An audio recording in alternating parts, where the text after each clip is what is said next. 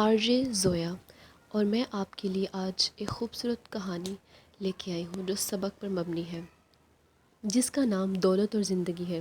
ایک بادشاہ نے اپنی رعایا پر ظلم کر کے بہت سارا خزانہ جمع کر لیا تھا اور اسے شہر سے باہر ایک غار میں چھپانا چاہتا تھا، اور اس نے ایسا ہی کیا۔ جنگل میں ایک غار بنائی اور اس کی 2 چابیاں تھیں، ایک بادشاہ کے پاس اور ایک اس کے وزیر کے پاس تھی۔ ان 2 کے علاوہ کسی اور کو اس غار کا پتہ نہیں تھا۔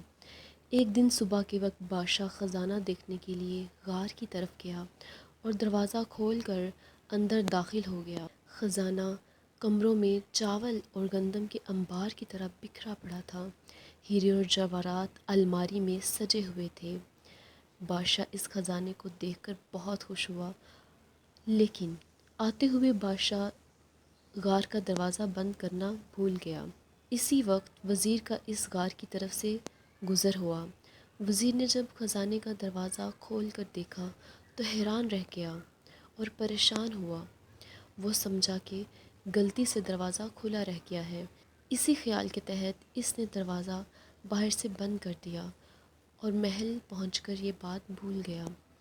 جب بادشاہ ہیرے اور جواہرات کا معائنہ کرنے سے فارغ ہوا تو واپسی کا سوچا، لیکن جب وہ دروازے کی طرف پہنچا تو دیکھا کہ دروازہ تو بند ہے اور وہ بہت پریشان ہوا۔ بادشاہ پریشانی کی عالم میں دروازے کی طرف بڑھا اور زور زور سے پیٹنا شروع کر دیا اور ساتھ زور زور سے چلانے لگا، لیکن اس ویران جنگل میں اس کی آواز سننے والا کوئی نہ تھا۔ وہ واپس اپنے خزانے کی طرف گیا اور اس سے دل بہلانے کی باتیں کرنے لگا اور کوشش کرنے لگا کہ میں یہ دروازہ کیسے کھولوں، لیکن بھوک اور پیاس کے ہاتھوں مجبور ہو کر وہ پھر دروازے کی طرف گیا۔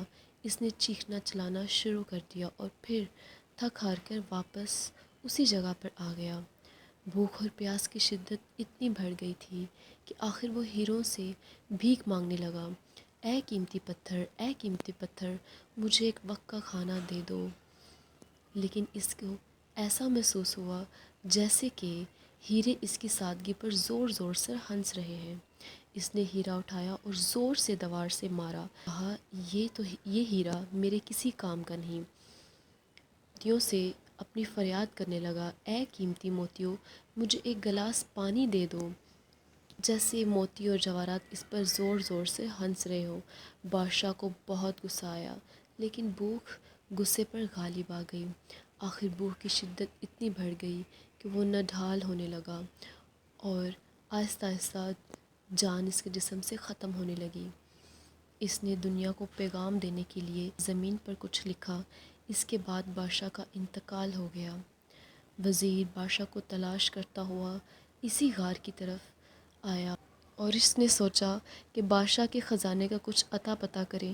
وہ غار کے اندر داخل ہوا تو دیکھا کہ بادشاہ زمین پر گرا پڑا ہے اور موت کے منہ میں چلا گیا ہے۔ زمین پر لکھا ہوا تھا، دولت کسی کو زندگی نہیں دے سکتی۔ تو دوستو، آپ نے اس کہانی سے کیا سیکھا؟ ہمیں کمنٹ میں بتانا مت بھولیے۔